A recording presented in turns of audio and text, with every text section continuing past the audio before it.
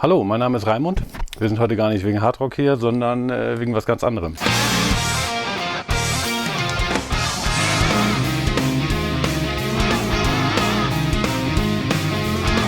Ich habe eine ganze Platte gemacht mit Glenn Miller Songs. Ich habe irgendwann mal in den Kopf gekriegt, alle Bläsersätze durch Gitarren zu ersetzen. Beknackte Idee, aber musste ich haben. Und zwar nicht einfach irgendwie nachgedaddelt, sondern im Original gespielt. Also jeder Ton original, jeder Bläsersatz original, jedes Solo und so. Und auch die Charakteristika vom Solo wollte ich alle übernehmen. Von den Originalaufnahmen.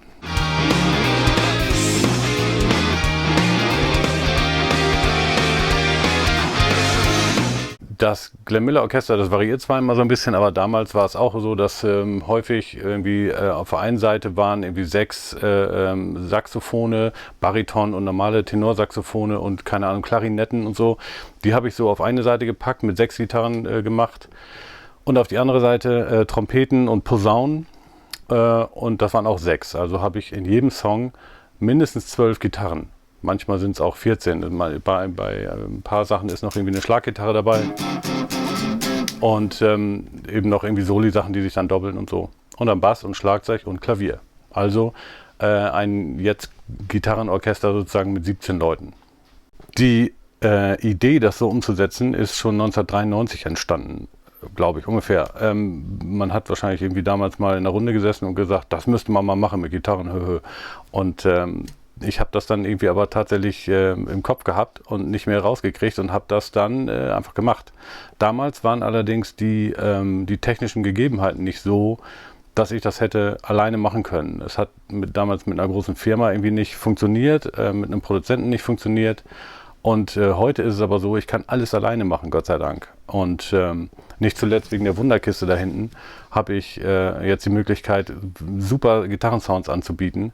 Und wenn ich sie ordentlich spiele, dann sind sie auch ordentlich auf dem Band. Aber so, und dann konnte ich es heute umsetzen. Schlagzeug gemacht und Klavier irgendwie gemacht. Natürlich auch editiert, weil ich bin ja kein Pianist und so. Bass gespielt. Ich habe extra noch einen zweiten Bass mir dazu angeschafft, den fretless gemacht. Ich habe da die Buntstäbchen rausgerupft und das alles irgendwie selber gemacht. So, habe den nachher leider doch gar nicht benutzen müssen, weil keine so bassigen Rutschpartien drin waren, so balladenmäßig. Ich habe noch eine fretless Gitarre gebaut. Also ich musste sowieso, wie man das vielleicht kurz sehen kann, ich musste ein bisschen aufrüsten, um die ganzen vielen verschiedenen Charakteristika der Bläsersätze irgendwie einzufangen. Ich konnte nicht alles mit einer Gitarre machen. Zwar viele verschiedene Amps, aber eine Gitarre wäre zu wenig gewesen. Und so habe ich erstmal aufgerüstet, habe viele, weil ich auch nicht so reich bin, günstige Gitarren gekauft unter Umständen und die gepimpt. Wobei ich viel gelernt habe. Ich habe viele von den Gitarren gescallopt, wie hier diese hier auch gescallopt ist. Und das hilft mir dabei,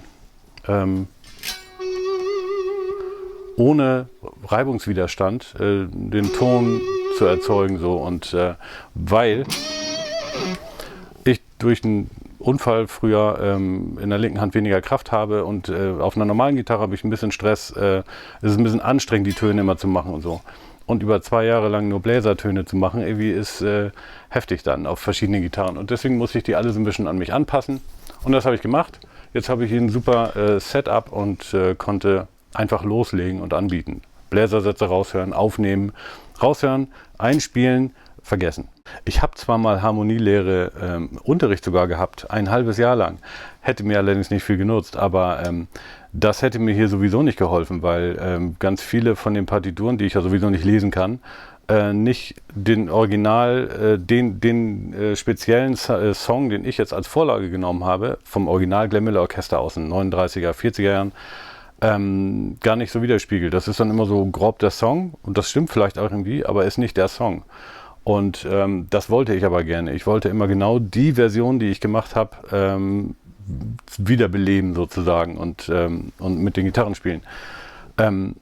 Und da hätte mir eine Partitur nur partiell was genützt. Manchmal habe ich allerdings, weil ich eben keine Noten lesen kann, MIDI-Dateien gehabt von, ich weiß nicht, wer es gemacht hat, man findet sowas im Netz, wo mir manche Stimmen sehr spanisch vorkamen und ich das einfach nicht hören konnte, weil die Aufnahmen auch super schlecht sind, muss man sagen. Mono auf Stereo aufgeblasen damals und so.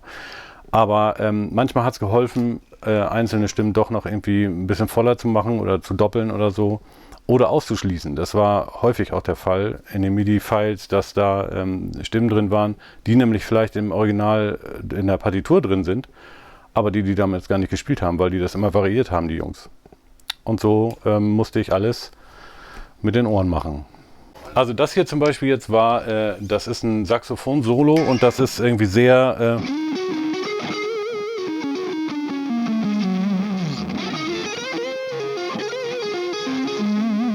klingen halt sehr weich und nicht so aggressiv irgendwie. Wenn ich da jetzt eine Trompete spielen wollte, so, dann wäre das...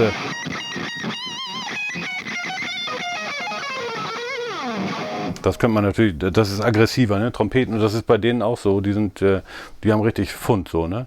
Und die Saxophone und so sind ein bisschen bauchiger, ein bisschen runder. Also das war ganz klar Hals-Pickup und Steg-Pickup und häufig auch habe ich das so gemacht, dass ich für die Trompeten die Les Pauls genommen habe und die Flying V zum Beispiel. Hier ist ein Trompetensolo drin, was ich mit der Flying V gespielt habe. Und für die Saxophone die Strats und die Tele. Mit der Wunderkiste kennt ja jetzt jeder den Kemper Profiler, aber das war nicht nur für die ganze Gitarrenwelt, sondern auch für mich eine Revolution. Ich war so froh, dass es diese Kiste jetzt gibt und ich nicht mehr ich hatte hier vorher eine ISO-Box stehen, die doppelt eingepackt war. Wenn ich aufgenommen habe, manchmal noch mit Decken drum und so, und trotzdem ging das irgendwie in der Mietwohnung schlecht. In so einem Projektstudio war es einfach trotzdem zu laut. Ich habe hier einen Marshall stehen, 100 Watt, und da habe ich mir noch einen Tube Thomson bauen lassen, damals, der natürlich mittlerweile geprofilt ist und da drin steckt und einen tollen Sound abliefert. Und so kann ich mit der Kiste einfach in jeder Lautstärke, laut oder ganz leise, geil aufnehmen. In diesem Fall brauche ich eine Posaune, eine Zugposaune, die aber auch noch einen Dämpfer drin hat. Hua, hua, macht die da die ganze Zeit. Und man kann das hier im Original hören. Und das musste ich irgendwie simulieren und hab das mit einem Wah-Wah gemacht, weil ich kann natürlich hier keinen Dämpfer ranhalten. Das ist irgendwie ein bisschen...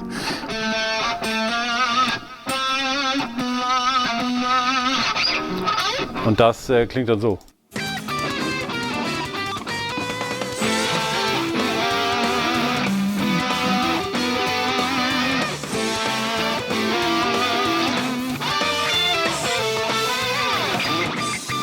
Und dann zum Beispiel, was natürlich eine Zugposaune gerne mal macht, sie können ja stufenlose Töne erzeugen.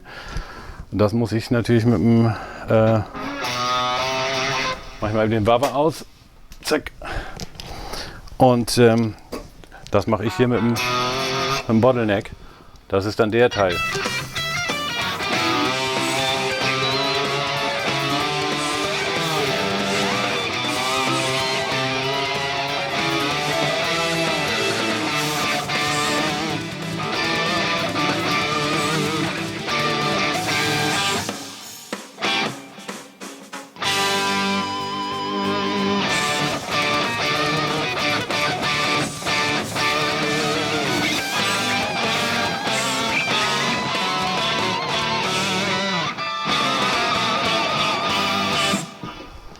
Und so habe ich dann Schicht für Schicht aufeinander gesetzt und habe in diesem Fall hier 6 Posaunen und Trompeten übereinander gesetzt.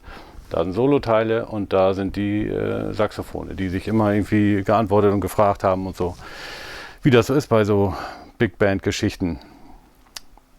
War ein bisschen aufwendig, hat sich aber super gelohnt. Also ich bin sehr froh, dass ich diese Arbeit gemacht habe. Ich wusste allerdings vorher nicht, vor 2 Jahren nicht, was das für eine Malore ist. Und Gott sei Dank wusste ich es nicht, sagen wir mal so. Nachdem dann die Produktion fertig war, habe ich zu dem bekanntesten Song, zu In the Mood, ein Video gemacht noch, wo ich mir in den Kopf gesetzt hatte, und das ist auch schon Jahre her, eher schon fast Jahrzehnte auch, ich muss die ganze Big Band selber darstellen. Das ist zwar bekloppt, die Idee, aber ich habe gedacht, da ich sowieso alles alleine mache, das kriege ich auch irgendwie noch hin. Und habe mir eine Greenscreen besorgt und so. Habe überlegt, wo ich das alles machen kann. Habe also mich 12, 14 Mal mit Gitarre aufgenommen und mit Schlagzeug im Übungsraum und Bass und Klavier und so mit Flügel. Und daraus ist ein Video entstanden zu In the Mood, was sehr gut ankommt gerade. Und das freut mich sehr. Und sollte den Release von der ganzen CD vorbereiten, der am 4.11. Jetzt 2016 ist. Da kommt sie raus. The Raymond Burke Orchestra performs a rockin' tribute to Glenn Miller. Das ist sowohl der Bandname sozusagen als auch der Albumtitel. Brauchen wir ja dann irgendwie nicht nochmal einen Extra-Titel haben. Und das steckt alles drin und sagt alles aus. Ich hoffe, ihr kommt auf die Seite, findet das total toll, wie ich auch. Ich habe das jetzt 2 Jahre lang gehört und finde es immer noch voll geil. Und zieht euch das Video rein und ich sage immer, keine Hemmung bei der Bestellmenge.